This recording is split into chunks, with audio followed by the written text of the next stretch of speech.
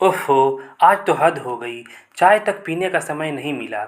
यह कहते-कहते डॉक्टर कुमार ने अपने चेहरे से मास्क और गले से स्टेथोस्कोप उतार कर मेज पर रख दिया।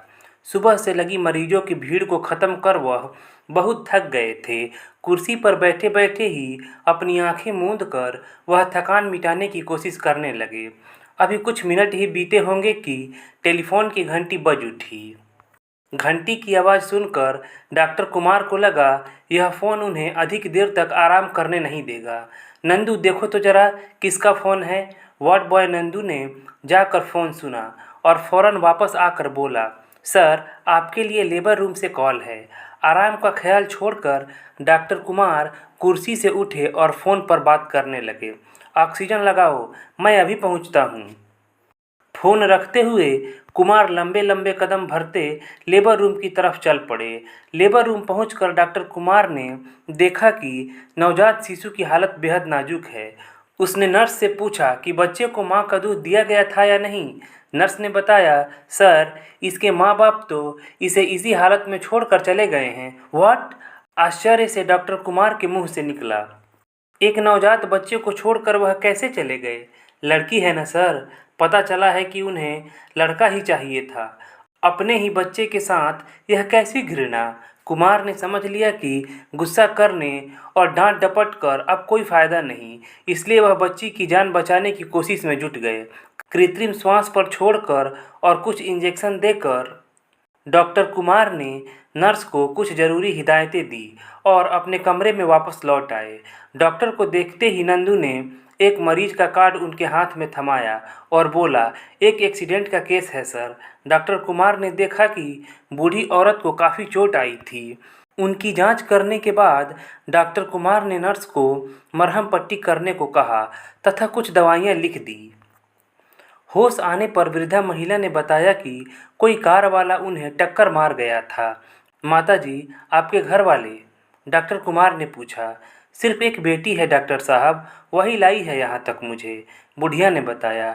डॉक्टर कुमार ने देखा कि एक दुबली पतली शर्मीली सी लड़की है, मगर उसकी आंखों में गजब का आत्मविश्वास झलक रहा है।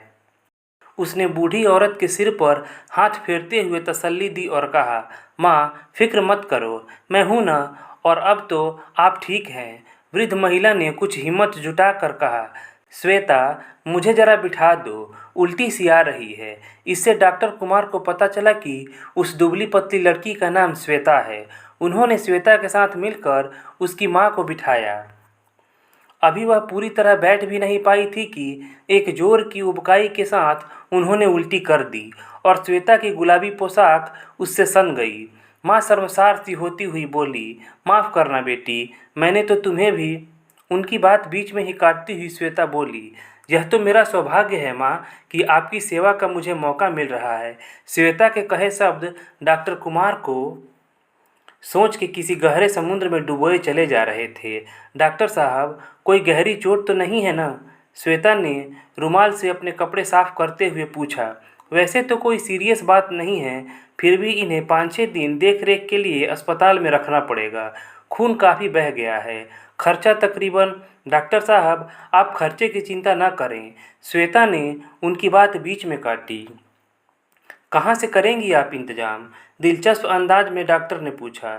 नौकरी करती हूँ, कुछ जमा कर रखा है, कुछ जुटा लूँगी। आखिर मेरे सिवा माँ का इस दुनिया में है ही कौन? यह सुनकर डॉक्टर कुमार निश्चिंत हो गए। श्वेता की माँ को वार्ड में शिफ्ट कर दिया गया। इधर डॉक्टर ने लेबर रूम में फ़ोन किया तो पता चला कि नवजात बच्ची की हालत में कोई सुधार नहीं है। वह फिर बेचैन हो उठे। वह इस सच को भी जानते थे कि बनावटी फीड में वह कमाल कहाँ जो माँ के दूध में होता है। डॉक्टर कुमार दोपहर को खाने के लिए आए तो अपने दोनों मरीजों के बारे में ही सोचते रहे। बेचैनी में वह अपनी थकान भी भूल गए थे। शाम को डॉक्टर कुमार वार्ड का राउंड लेने पहुँचे तो देखा कि श्वेता अपनी माँ को व्हील चेयर में बिठाकर सैर करा रही थी। दोपहर को समय पर खाना खाया था माँ जी ने? डॉक्टर कुमार ने श्वेता से माँ के बारे में पूछा। यस सर, जी भर कर खाया था। महीने 2 महीने माँ को यहाँ रहना पड़ जाए तो खूब मोटी हो जाएंगी। श्वेता पहली बार कुछ खुलकर बोली। डॉक्टर कुमार भी आज दिन में पहली बार हंसे थे। वार्ड का राउंड लेकर डॉक्टर कुमार अपने कमरे में आ गए। नंदू फ़ोन सुन रहा था। जल्दी आइए सर, सुनकर डॉक्टर ने झट से जाकर रिसीवर पकड़ा तो लेबर रूम से नर्स की आवाज़ को वह साफ पहचान गए। Oh no! धप से फ़ोन रख दिया डॉक्टर कुमार ने। नवजात बच्ची बच ना पाई थी। डॉक्टर कुमार को लगा कि यदि उस बच्ची के माँ बाप मिल जाते तो वह उन्हें घसीटता हुआ श्वेता के पास ले जाता और बेटी की परिभाषा समझाता। वह छटपटा से उठे। कमरे में आए तो बैठा न गया। खिड़की से पर्दा उठाकर वह बाहर देखने लगे। सहसा डॉक्टर कुमार ने देखा कि लेबर रूम से 2 वार्ड बॉय उस बच्ची को कपड़े में लपेटकर बाहर ले जा रहे थे। मूर्ति बने कुमार उस करुणामय दृश्य को देखते रह गए।